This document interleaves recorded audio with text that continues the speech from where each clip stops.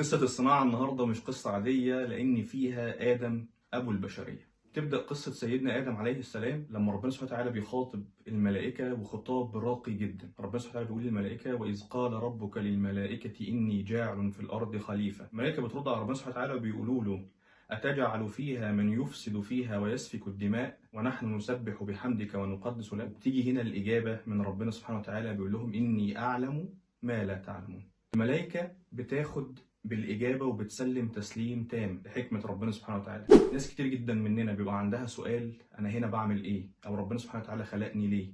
أو أنا إيه لازمتي في الحياة؟ أما بسأل السؤال ده ممكن بلاقي الإجابة بسهولة، وممكن الإجابة ما بتظهرليش. ربنا سبحانه وتعالى هنا بيجاوب إجابة مباشرة سلسة سهلة للملائكة، والملائكة بتستسلم وبتسلم لإرادة ربنا سبحانه وتعالى بمجرد ما بيقول: إني أعلم ما لا تعلمون. وبتستمر القصة وربنا سبحانه وتعالى بيطلب من الملائكة إن هم يسجدوا لآدم، فبكل تسليم تام وطاعة لربنا سبحانه وتعالى بيسجدوا الملائكة لآدم، بس إبليس بيأبى وبيرفض. فهنا في حد قبل وسلم وأطاع ربنا، وفي حد رفض.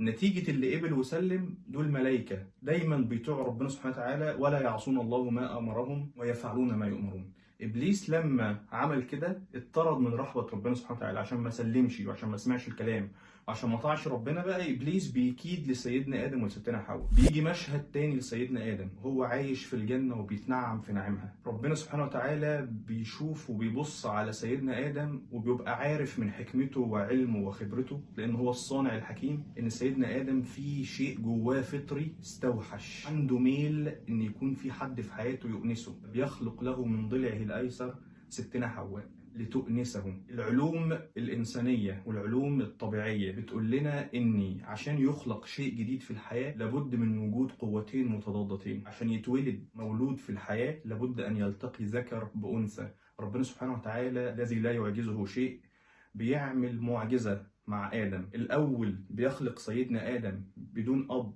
ولا أم، وبيخلق ستنا حواء من ضلع آدم دون أم. وبتكمل القصة وإبليس بيكيد لسيدنا آدم وستنا حواء، بيحاول إن هو يخليهم يعصوا ربنا وبيسمعوش أمر ربنا سبحانه وتعالى من إن هم ما ياكلوش من الشجرة.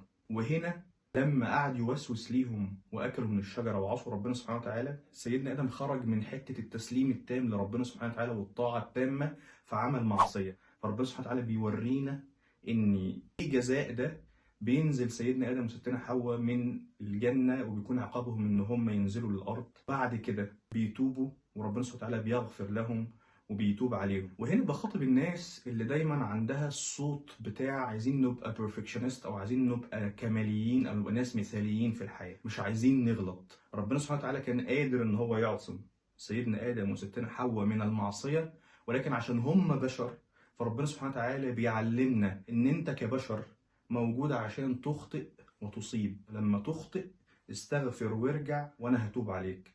قصتنا النهارده كان فيها تسليم وفيها اعتراف بالبشرية. ربنا سبحانه وتعالى بيقول لنا انه غفور انه رحيم. ننهي قصتنا ان كل ده بيحصل تحت مسار ولتصنع على عين.